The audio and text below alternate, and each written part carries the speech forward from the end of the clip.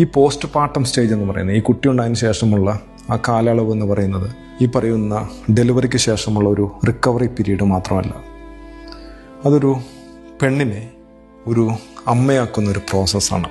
അതായത് ഒരു വളരെ സൈലൻ്റ് ആയിട്ടുള്ളൊരു ട്രാൻസ്ഫോർമേഷനാണ്.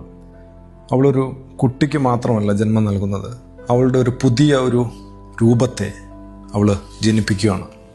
ഇന്നലെ വരെ റിലേഷൻഷിപ്പ്, കരിയർ, അവളുടെ ബ്യൂട്ടി, അവളുടെ ഇമോഷൻസ്, ഇതൊക്കെ അവളുടെ ഒരു ഐഡൻറ്റിറ്റി ആയിരുന്നു. അവളുടെ ശരീരം മാറുന്നു, പിന്നെ ഹോർമോൺ കൊളാപ്സ് ആകുന്നു, ഇംബാലൻസ് വരുന്നു, ഉറക്കം നഷ്ടപ്പെടുന്നു, ഫ്രീഡം നഷ്ടപ്പെടുന്നു. കാരണം കുട്ടിയെ ശ്രദ്ധിക്കണം, അതുപോലെ തന്നെ ചിലപ്പോൾ വീട്ടിലെ കുറച്ച് കാര്യങ്ങളൊക്കെ നോക്കേണ്ടി വരും.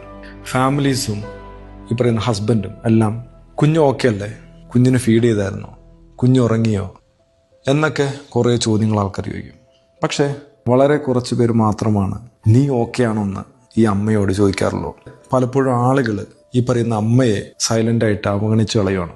പലപ്പോഴും ഈ അമ്മ എന്ന് പറയുന്ന ഒരു വേർഷൻ എന്ന് പറയുന്നത് അവരുടെ പഴയ വേർഷനെ അവർ മറക്കുന്നതിന് മുമ്പ് വന്നൊരു സ്റ്റേജാണ്. അവർക്ക് ഉണ്ടാകുന്ന ഫീലിംഗ് എന്ന് പറയുന്നത് പലപ്പോഴും അവർക്ക് അവരെ തന്നെ മനസ്സിലാക്കാൻ പറ്റത്തില്ല. പലപ്പോഴും അവർക്കൊരു ഇമോഷണൽ എംപ്റ്റിനെസ് ഫീൽ ചെയ്യും. അതുപോലെ തന്നെ അവരുടെ ഓൾഡ് സെൽഫിലേക്ക് തിരിച്ചു പോകാൻ പറ്റുമോ, അതെവിടെ പോയി എന്നൊക്കെയുള്ളൊരു സംശയങ്ങൾ വരും. പലപ്പോഴും ഇതൊന്നും ഒരു വീക്ക്നെസ് അല്ല, ഇതൊരു മനുഷ്യൻ്റെ ഉള്ളിലുള്ള കുറേ വികാരങ്ങളാണ്. അതായത് ഈ പറയുന്ന ഒരു ഡീപ്പ് ഐഡൻറ്റിറ്റി ട്രാൻസ്ഫോർമേഷനാണ്.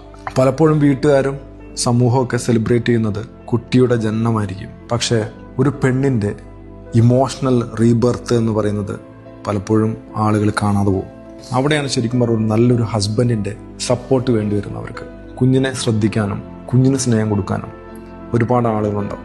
ഈവൻ ഈ പറയുന്ന ഹസ്ബൻഡ് ഉണ്ടാവും. പക്ഷേ ഈ പറയുന്ന അമ്മ വല്ലതും കഴിച്ചോ, അമ്മയ്ക്ക് സുഖമാണോ എന്നുള്ള കാര്യങ്ങൾ അമ്മയെ സ്നേഹിക്കാൻ ചിലപ്പോൾ ആരും ഉണ്ടാവത്തില്ല.